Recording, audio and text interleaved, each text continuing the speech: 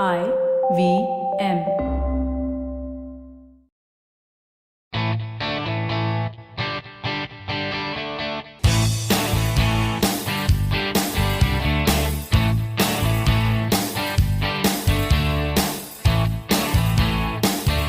Hello and welcome to a brand new episode of the Musafir Stories, India's very own travel podcast, where each week we share the journey of travelers in their own words and relive their experiences with you, our listeners. Hi guys, I'm your host Saif, and our guest traveler today is Neelendra Nath. Neel is a management consultant and startup evangelist by profession and is currently based out of London. He blogs under the name neelnath.com and also frequently posts on Instagram under the handle Travel with Neel. So without much ado, let's find out more about Neel and his travels. Neel, thanks so much for being a part of the podcast and welcome to the Thanks, Musafir Thanks for calling Stories. me. Hi, Neil. Welcome to the podcast. Thanks, Aiza. Anil, the introduction that we gave about you is quite short. Why don't you go ahead and tell our listeners a little about yourself, and also when did the travel bug bite you? So right now, I think I can safely say that I am a traveler because I'm not doing anything else. Travel bug bit me long back. So I think my first solo trip I did when I was 13-year-old or something. That was to my grandparents' 13 place. Solo? Are you serious? Probably Yeah, wasn't but that even- was to my grandparents' place, and I knew that place pretty well. But yeah, after 12th, around when I was 16 was the time when actually I realized that I'm not meant to stay in one place. So a couple of years on the road followed my 12th before I actually went to college. Okay, wow.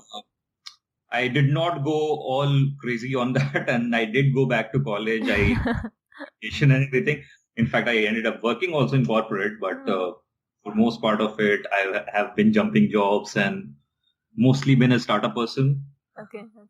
And travel has been more like a lifestyle throughout. So it's never been a phase that I picked traveling up and then I settled down. That never happened. It's just a part of you, yeah. Yeah. Amazing. Awesome. So Neil, now that we have that little introduction done, what we usually do with the Musafir Stories is each week we pick up a destination and discuss the ins and outs about that destination, right from places to see or places to avoid, things to eat, the local culture there, the people, etc. So all of that. With that in mind, where are you taking our listeners to today? So the place which I want to talk about is Mandavgad. If you've heard of that, it's called Mandu. It's more famous as Mandu, and it's close to Indore in MP. Sure. Okay. Why I want to pick this place because this was kind of embarrassment. Not knowing this place was an embarrassment for me when I found out. So it was an ad hoc plan, and I was traveling to Udaipur, and there I met an Israeli traveler Okay. who introduced me to a place in my own country. And it is a kind of embarrassment when you call yourself a traveler and you tell people that I have been traveling for so many years, and then this person comes and is like, "Oh, so next, are you going there? Do you know that place?" And you go like, "No, where is that?" So Mandavgad was that kind of place for me. So that's why it's one of the important destinations, and I was blown away by it. When I went to that place, it's so any of you are the Lord of the Rings or Game of Thrones fans? Oh, yes. Yes. I am. When I was walking through the palaces and the old forts and the ruins in Mandavgad, you can envision yourself walking on the sets of these series. Wow. Larger than life. They are amazing. Wow. So Everybody has to go there. definitely. It's like the place to go in central India. Amazing. Okay. And it's also But probably just take care of the weather. It gets parchy there. It gets really parchy there. Oh, okay. So what time of the year did you travel there? So I traveled in March. So I traveled just between Holi and Rang Panchami. There are two festivals. I didn't know that Rang Panchami was a bigger deal. Okay. Try avoiding travel on that day in Indore or nearby area. You will not get anything. I got stuck in that time. Right. Okay. So it was March, first week of March, and it was still very hot. Yeah. Right. So March, you would March. So I think the ideal period would be between November to Feb. Because it's a little higher than the rest of the places and a little higher altitude, not high enough to be cold. Okay, but it's really... And and there's very little cover. Right. It's a marshy highland, so you have a lot of sun the whole day from very early in the morning till the evening, and it gets really warm there. So I'll start with the background of the place for people to and then even before you get there, you did mention that this is close to Indore. You did mention that in the passing. So how did you get there, Neel? So I was traveling from Udaipur. So what you do is you take an overnight train to Indore. You need to get to Indore to get here. From Indore, it's not very far. It's an hour and a half drive or 2-hour drive. Okay. But I was traveling. I was backpacking, so I was traveling with public conveyance, which gets a little tricky. Why is that? Because you have very few buses running to Mandu, crossing from Mandu in the morning. And so morning buses, I took a 9:30 bus, which I got. After that, I think the next bus goes only around sometime midday, and then you have evening buses, one evening bus. You have a lot of buses in the morning between 7 and 9. Apparently, they go every 15 minutes. So it's probably a little more convenient if you have your own ride, right? Your drive is good and roads are really good. So if you have your drive, you can go up there. And in fact, it will be better because to go around in Mandu, you would need a vehicle. I didn't know all that back then, so I just took a bus and got there. And how about hotel and staying? Lodging, Neel? You do not have a lot of options. Okay. But Madhya Pradesh tourism department has this very good stay there. Oh, that's great. Which has your all kind of options. So it has dormitories, it has single rooms, it has double AC rooms. So it has tents also. Oh, that sounds good. Okay. So you book this online, or how does it go? Do you go there and find out details? Or? So you can book this by calling them. It was online available on the tourism department website for MP. But I remember that I was having some trouble booking it through that, and especially for dormitory. I booked a dormitory. Okay. I didn't book it. So I booked a dormitory, and I was facing some trouble with that. So I called them up, and they were like, dormitory generally is not occupied, the whole of dormitory, and there are a lot of beds. Okay. So you can just come here, walk in here. And when I went there also, it was not fully occupied. So there I believe you can, unless there's a full peak season. Right. Mandu is not actually very frequented place, so you don't really have these time when you do not have anything available. Sure. So awesome. So let's get on with more about the place. You were mentioning about the history of the place and the story behind it. So please go ahead. Yeah. So Mandu, for my surprise also, it's a really old city. The whole history of it dates back to BC, but it became much more important in what you call is the medieval era, when Parmaras were ruling that region, the whole Vindhya region, and then you had eventually Mughals coming in, and it was the Mughals' stronghold in central India.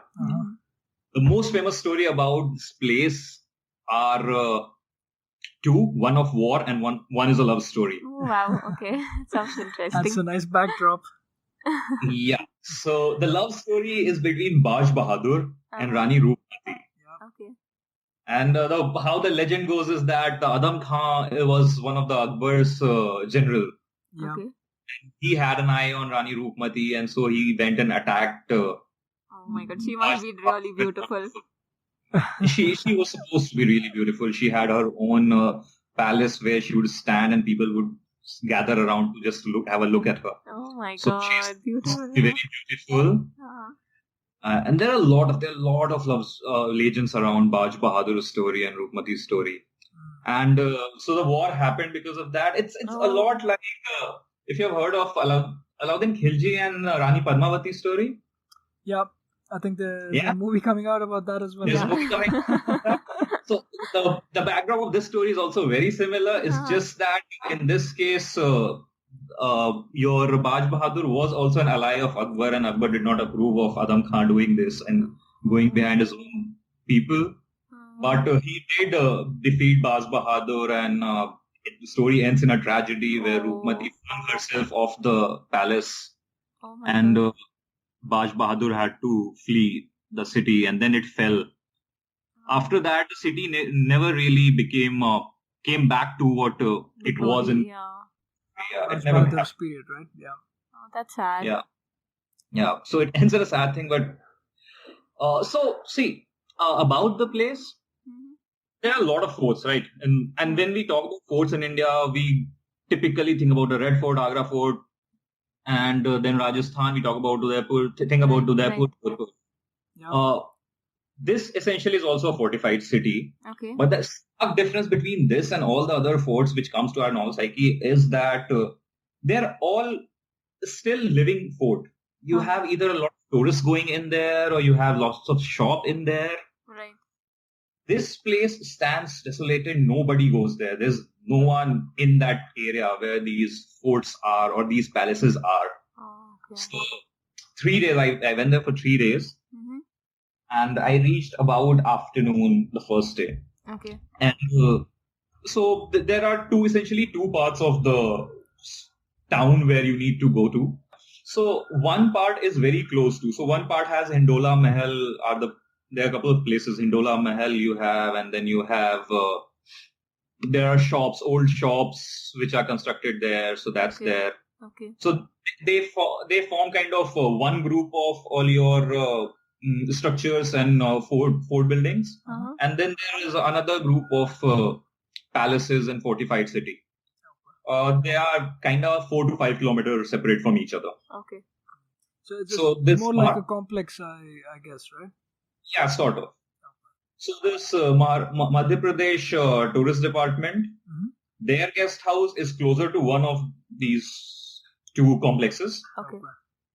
So one complex you can mostly do walking if you are kind of healthy. Yeah. person. It will be a long walk though. It will be a long walk, and if it gets sunny, it can get bad. But yeah, it is doable. It is doable. Okay. And when you go out and do this, so first day I left in the evening. I went out in the evening. And then you realize the magnanimity of the place when nobody is there. So place is really thinly populated. Even the town part is very thinly populated. You don't have many people, and these structures just stand out of nowhere. Oh, wow. So even if you go to something which was just a shop back then, and you walk in there, and in your head when you think about a shop in a fort, you think about Meena Bazaar. Yeah, that's true.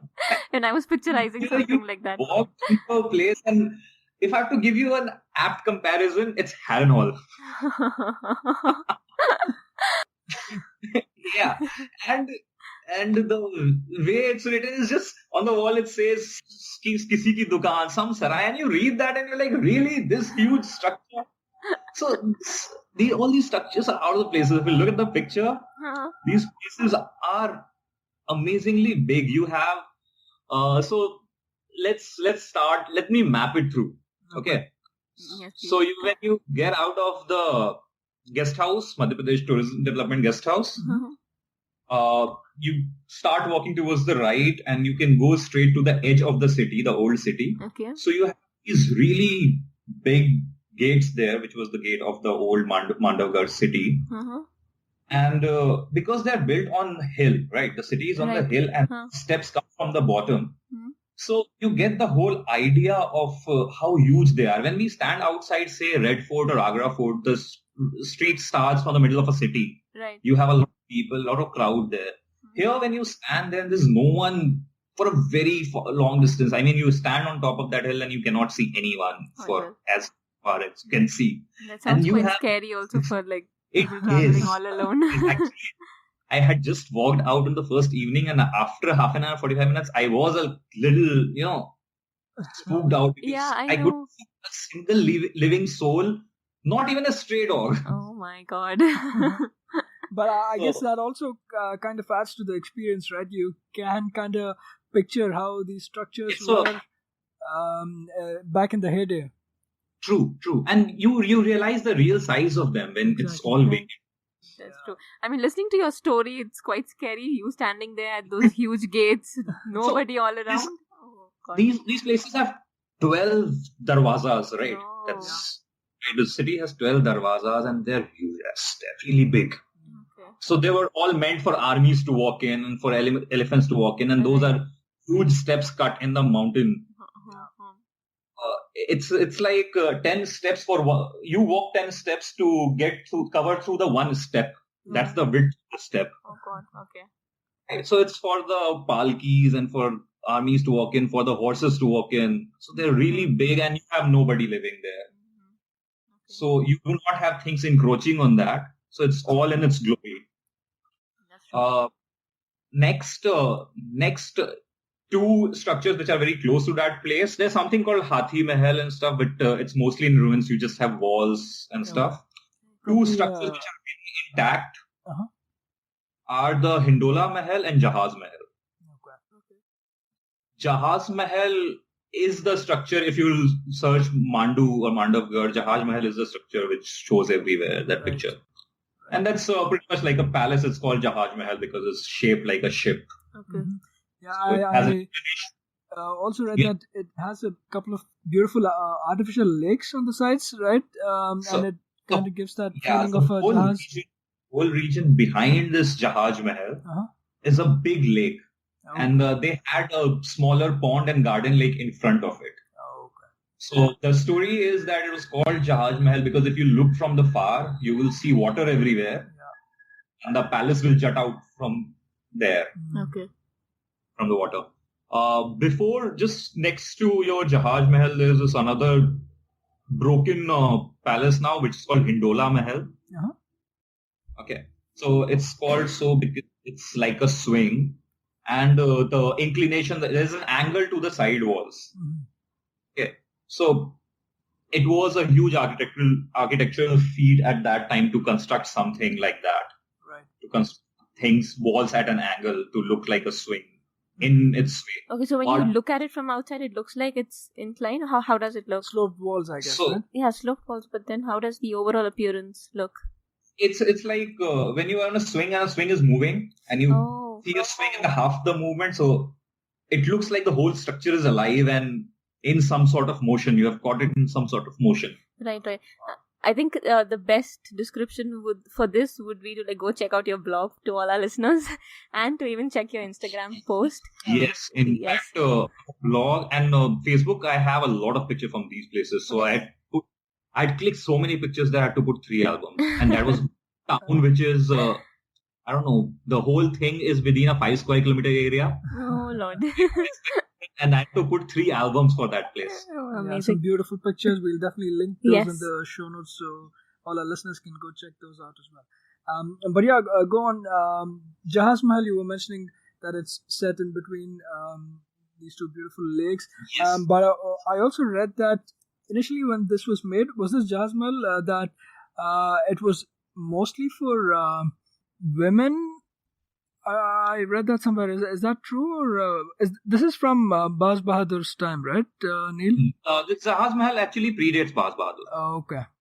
So it predates Baz Bahadur. I think what you're talking about is the pavilion of Roopmati, which was where the queen lived, and that is another building. That's another complex altogether. Okay. Right. So your Jahaz Mahal, and next to it, the prime attraction is Hindola. So Jahaz Mahal looks better from the outside, makes for a better picture. But Hindola Mahal is the thing. Okay. Next, direct comparison to Lord of the Rings again. Mines of Moria.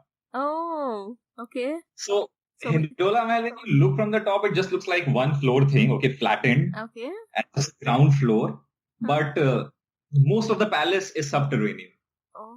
Okay, that's interesting. It goes 2 floors below the ground level. There are a lot of arches and... A lot of arches. You have a lot of... It's like big halls with arches and pillars. Oh, it reminds me of the scene where they are running through the arches and exactly. The armies. So I was standing there. When I went, I was standing there. I was picturing. I was looking around that something is going to come out from somewhere. Oh my God. Right. Imagine being alone. I know, exactly. So this mostly, then there is a museum next to it, and they have a lot of statues from medieval era and Gupta period, early 6th century. Yeah. And for how for how distinctly located this place is and how little approachable and very difficult to get there this place is, this is extremely clean. Oh, okay. This place is one of the tourist places in India I found extremely clean. Oh, that's great. Okay. Yeah, so gardens, all the flowers properly there, nothing torn, plugged, not grass, not taken out, not half dried grass and half overgrown grass. Everything cut and kept in prim and proper condition. Places seem to be clean. These palaces and these forts did not have that trademark of urine smell of Indian forts. Yeah, it's sad, but it's the new norm, right? That's what you face wherever you go. But I'm so delighted. This is an example and a hope that things can get better. Exactly. And they are trying to make it better. So this covered mostly my first and second day. Half of the second day was covered in these places. Okay. I spent a lot of time, say, below Hindola Mahal in those halls. Okay. Then you come to a place which is like city center. And city center have a couple of very, very well built, architecturally very beautiful places. Okay. One of which is Hushang Shah's tomb.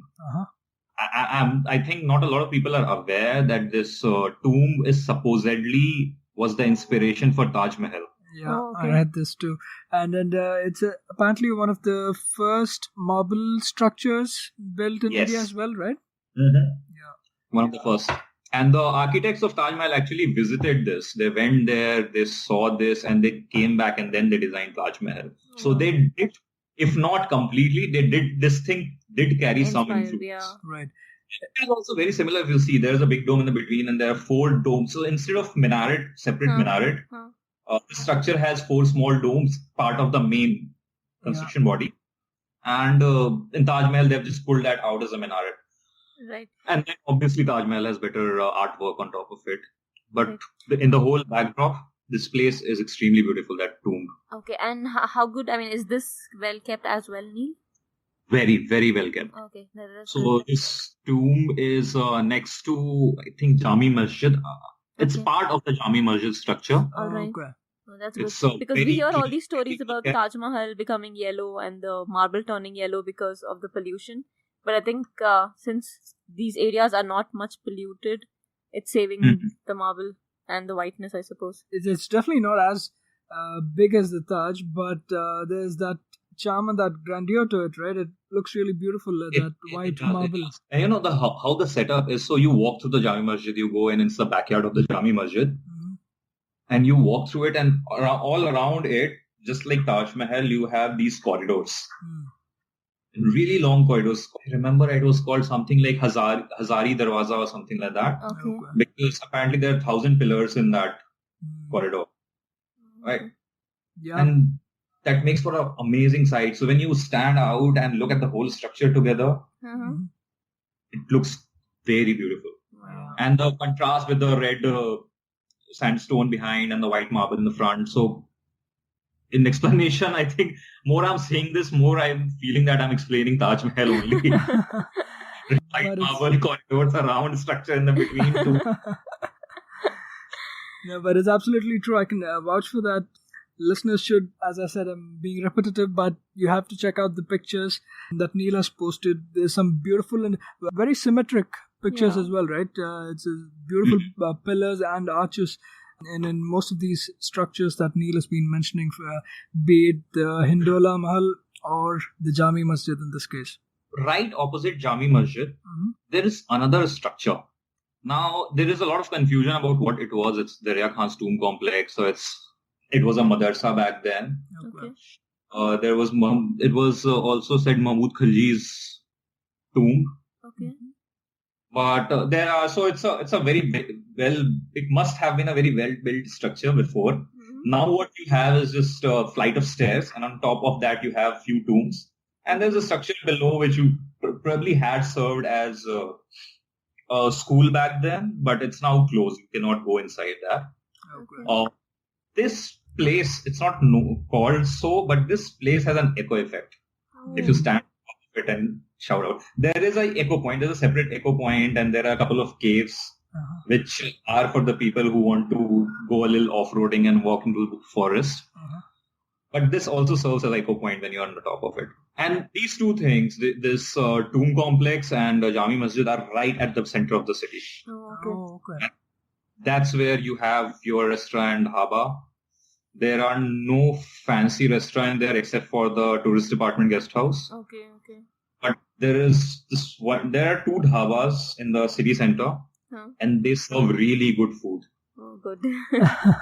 Those are amazing. Okay. Wow. So somebody planning on visiting this place have to definitely plan their trip around the places, the restaurants and the eateries near Jami Masjid, right? So make sure you have a meal there. Yeah, definitely. And try their parathas, their fried parathas. And just like Indore, poha is the staple breakfast in this place also. Oh, wow. Okay. And amazing pohas in this place also. So this whole thing covered my day 1 and day 2 here. Okay. My day 3 was, my first half of the day was, I spent this first half of the day, and then in the evening I took a bus. I tried to take a bus back, but that's another story. Okay. So then the thing which is in a little, it's like 4-5 kilometer away from this complex is your Baj Bahadur's palace, Queen's Pavilion. Okay, that's where Roopmati was? Roopmati. Okay, Roopmati used to stay. These are comparatively newer structure compared to Hindola Mahal and Jahaj Mahal. All right. And it looks like that. You go there, so they are in better condition. They have rooms intact. So yeah, that's there. Your Baz Bahadur Palace, if you look at a picture somewhere, it looks like a very typical palace you would find most of the Delhi and North India. But the way it is built and the echoes inside, and when you walk through it from room to room, and there's marble work in half the places are built in red sandstone, and there are echo points. There are points, what you call voice channels, that you speak something at one place and be heard at another place. Sure. A lot of those things, and terrace garden stuff. So from outside, one can discount it for being just another typical place. But it's not so. It's extremely beautiful when you go around inside and look at every part. They have, in fact, in the main court, they had a small bath. So you have water body inside the palace, and you have these walking pavilions which looks down in the valley. So the feel of this place, so when you are in this palace, it feels like you're in the topmost place in the Mandavgad. But if you are on the pavilion of Rani Roopmati, you can see every part of the palace from there. Oh, wow. So maybe Nice. she used to stand there and he used to stand here. So- Yeah. Yes, that was the story actually. He used to be busy in the court, and she would be standing in the pavilion, so she would know exactly when he's coming out of the court and when he's free, and when she could visit him, or when he can come God. up. Okay, this reminds me of that movie. What is that Vidya Balan movie? Yeah, Bhul Bhulaiya. Bhul Bhulaiya. Yeah, Yeah, so yes, that I would be living in another. Yeah, and I also read that apparently back in the day you could look at the Narmada River flowing as well, right? Standing in the You still Roopmati's pavilion. You still can? Yes, you still can. I did see. Nice. Oh, wow. Okay. So on the top of Roopmati Pavilion, again Game of Thrones. Nice. That's from where she made her fools fly. Oh. It gives you a feeling of eerie. Oh my And God. then there you look at the plains, vast plain, the bottom, and it's like riverland. Uh-huh. Narmada is crisscrossing, and you have water and just vast plain lands, and it's a straight fall. Oh God. On the other side of this Roopmati Pavilion Mhm. is something called Reva Kund. Okay. Again, a bath. It's a pond sort of thing, artificially made. Apparently, I don't remember if I confirmed it back then, but apparently this was made with the water of Narmada, because Roopmati came from a village or place which was closer to Narmada, and she asked Baz Bahadur that she would move to his city only if he could get her the water of Narmada to bathe in. Oh, okay. So he built a whole channel to bring water of Narmada to this Reva Kund. Interesting. She really must have been something. I know. But there's a pattern in the story. So after here, I went to Gwalior. And in Gwalior also, there is a palace where the princess used to live. Outside, just at the bottom of the Gwalior fort. It's called Gujari Mahal. Okay. And there also, there's some, I don't remember the name of the river, but she also wanted water from the river, which was close to her village. And in that case also, the king actually had a pipeline laid from that place to her palace, from river. Things people do for love. Things people used to do for water. No, it's love in these cases. Yeah, let's keep it romantic. Yeah, No, I was talking about the princess. I was talking about things she would make people to do for water. Not being romantic, Neel. So that was the second day. This was third day actually. So I spent half the day here, and then my plan was to take a bus back to Indore. But as the fate will have it, it was Rang Panchami, and apparently it's a big deal in that place. Okay. Much bigger deal than Holi. It happens actually 5 days after Holi. Is this on? That's when I also discovered. Is this on the similar lines as Holi, or So I also discovered it around the same time. It's practically the same thing. People are playing with colors. Okay. But they are doing it 5 days after Holi, so no idea why. So everything was shut down. No bus would fly from your Mandu to anywhere that day, and the only way to reach Indore was to get to a highway, which was around 30 kilometers, from where you could get a bus which is crossing between two other cities. Yeah, No, but you need so to the wait twist for a was long that I time. didn't get a bus, and I had to hitchhike all through that place while people were saying Holi. But God. it ended well because on the highway, the driver who finally dropped me to the highway, he dropped me to this temple, Okay. which was full of people who had just finished their Rang Panchami celebration and were high on bhang. High on bhang and? That was the best stuff I've ever had. Oh, wow, okay. being sober? But I think people need to plan their trip in that way because, I mean, bus especially. That's the only way you can actually meet people because there's so very few people in that place. And I think practically all of them are into tourism business. So somebody is either taking an auto or somebody's selling ticket or somebody's selling you food. Oh, okay. And they don't talk to you on a human level unless they are off job. So I was the only time when everyone was talking to me. They were off job. They were playing Holi. Great. Yeah, I guess that brings us to a good segue. I was going to ask you about any interaction with the locals there, and looks like this is a nice bit of time you spent. Yeah, exactly. Yeah. So one very interesting story. Yeah, go ahead. Where I met apparently a prince of some place. Oh, okay. So I was in this Jami Masjid.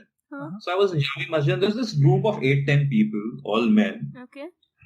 And they were also walking around, and I was traveling. I travel generally with my DSLR and my tripod and everything. So I had a huge camera and a couple of lenses and tripod all on my back. And because I was clicking a lot of pictures, the tripod was open. Okay. So this guy comes to me and he started talking to me. And then he asked me which paper you write for.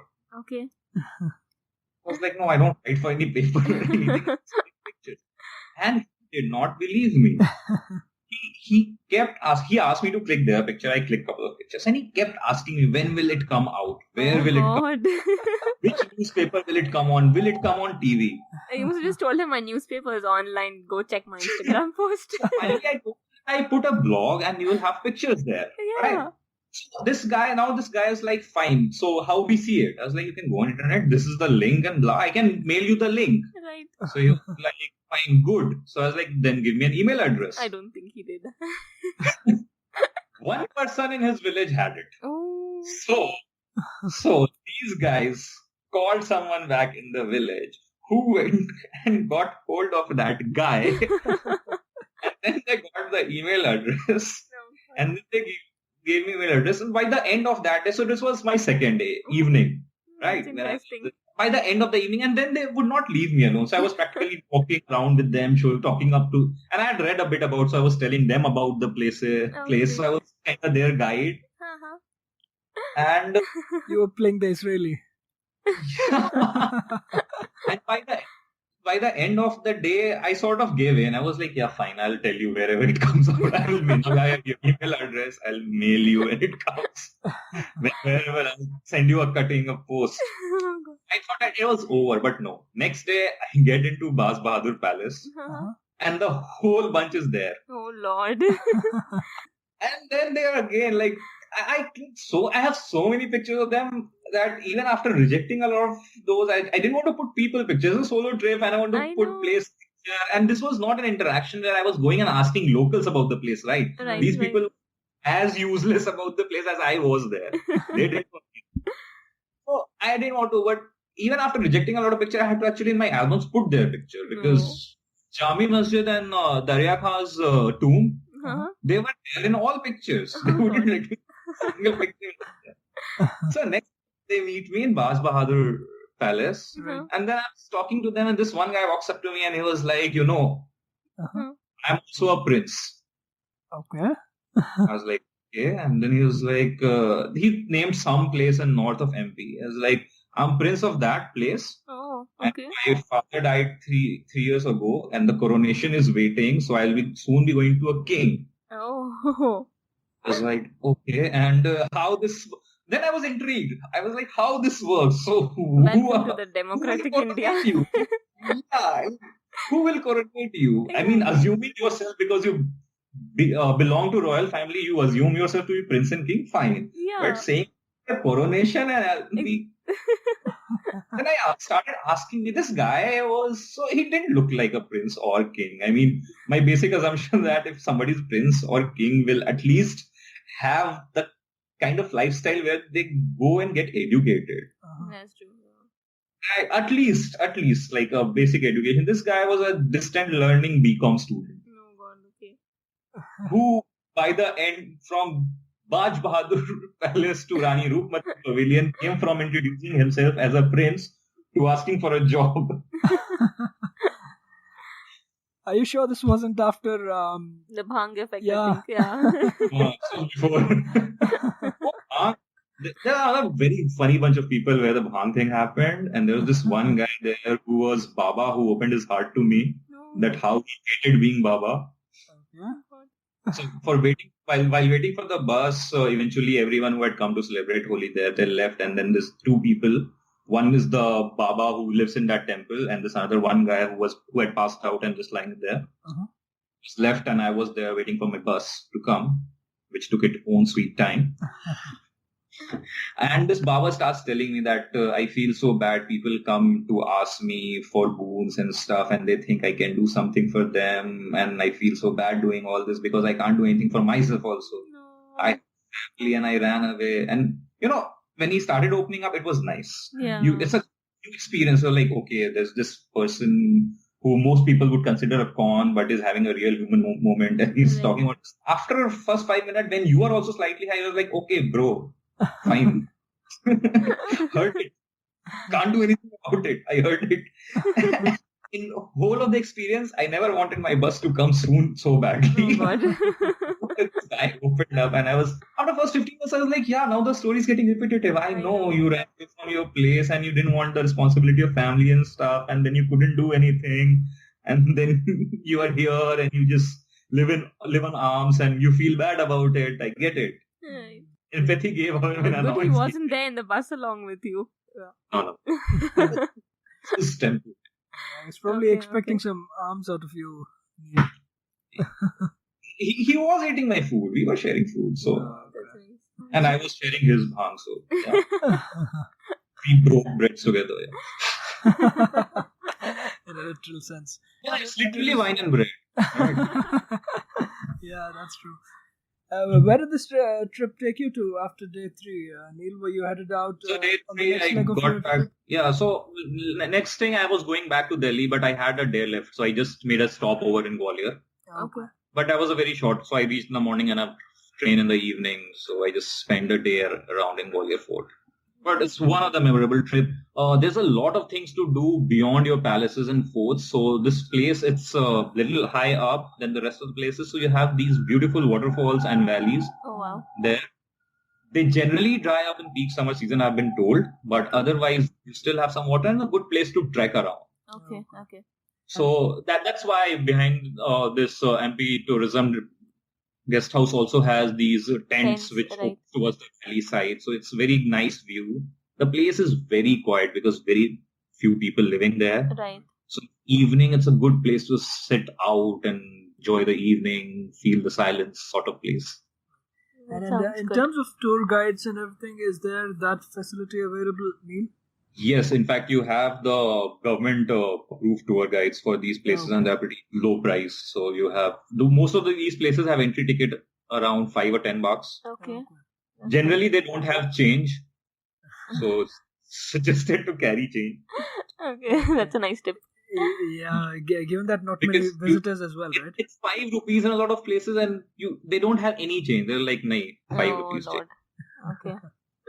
And so, and they have few. I think Jami Masjid have and Hoshanga's tomb have a guided thing. So guide fees also like that only 25 rupees, 50 rupees sort of thing. Oh, okay. Surprising. Yeah, to go to your Roopmati Pavilion and Bas Bahadur, you might have to take an auto or a taxi from the city center. Right. Okay. Shouldn't cost more than $500 for the whole trip, taking you there, spending a couple of hours, and then coming back with you. It's an amazing place to go with friends if you're like a school, college, after college trip sort of thing. Yeah. Because the thing with the trip with friends is that you want to be just with those people and you don't want to be in part of a huge crowd. That's true, yeah. Especially if you are meeting them after a long time, you've left the college and you're meeting them after 2-3 years. So you want to spend time with them. Okay. And this is a place that gives you a lot of opportunity to just walk around, go trekking, spend time in the tents with people. So very nice place to catch up with your old friends. That's great. Yeah, so Neel, quickly, if I had to ask you the most memorable moment from this trip, if you had to just close your eyes and think about one place from this trip, what would that be? The halls of Hindola Mahal, the subterranean halls of Hindola Mahal. Yeah. Apparently, in that place, king used to play with a lot of women, so they would be hiding and running around and all that.